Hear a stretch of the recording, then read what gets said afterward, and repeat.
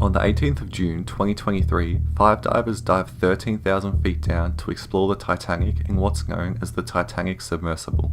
The initial price of a seat on the submarine was $250,000. The submersible was originally planned to descend at roughly 3 AM ET time, but due to technical mishaps in the device, it was delayed 4 hours until 7 AM when they finally started to descend. The journey was meant to be a 2-hour trip, but at 8:45 AM, roughly 1 hour and 45 minutes after the initial descent, communications between the submersible and the surface vessel had lost complete contact. The land crew attempted to control the submarine back up to surface, but ultimately it failed to appear.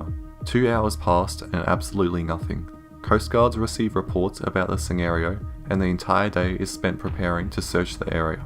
The following day, US and Canadian ships and planes begin swarming the area. Sonar buoys are dropped that can monitor for any movement below the surface. Still nothing.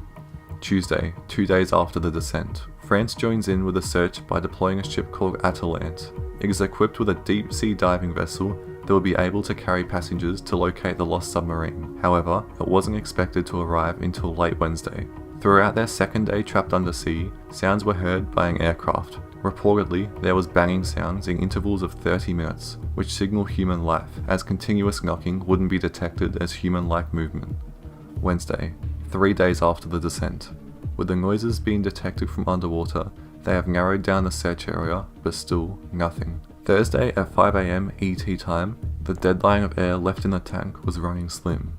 They projected that the submersible could have up to 96 hours of air supply from the time it was sealed, but as 94 hours had already passed, the hopes of the general public began to drop. No further information has been released since this time, but this appears to be it. Nothing more has been proven, and it won't reach the news again until a miracle happens. But with the circumstances they are in, it's highly unlikely that they will make it out alive. Let's take a look at who's on board. A 58-year-old billionaire, Hamish Harding, who runs a company in Dubai that sells jet planes. Harding has flown to space, visited the South Pole multiple times, and has the Guinness World Record for the longest time spent in the ocean on a dive. Father and son Shahzada and Suleiman Dawood. Shahzada is the vice chairman of a large fertilizer firm and is one of Pakistan's wealthiest men. Former French Navy diver Paul-Henri Narglot, who is nicknamed Mr. Titanic. He is a 77-year-old who led the first recovery expedition to the Titanic wreckage back in 1987, and has spent more time there than any other explorer ever. The fifth and final member of the Titanic submersible is Stockton Rush. He is the chief executive of the company behind the submarine itself. He claimed to have been on every one of the submersible's dives. These 5 men all paid the $250,000 to be on the adventure, and once the communication directly cut from the sub, there was many rumours that started to spread. One rumour was that there was a leak in the machine, which led to the submarine imploding on itself, killing everyone on impact. And others believe it's the curse of the Titanic itself, which led to the submarine losing power and come tumbling down with it. As time ticks on, the air supply wouldn't last forever, and there is reports that the air supply is officially all gone, with pages such as Puberty making the post that the missing Titanic submarine has officially run out of oxygen. Pretty ironic that certain safety measures were skipped in making the vessel in order to visit another vessel that sank due to certain safety measures skipped. This death has been horrible for them. I know people are making jokes about the people aboard having money, and that's what got them into this situation, and it was stupid that they paid so much to even do this in the first place, but I can't help but feel so sad for them. I think people fail to realise that 5 people lost their lives, whether what they did was stupid or not.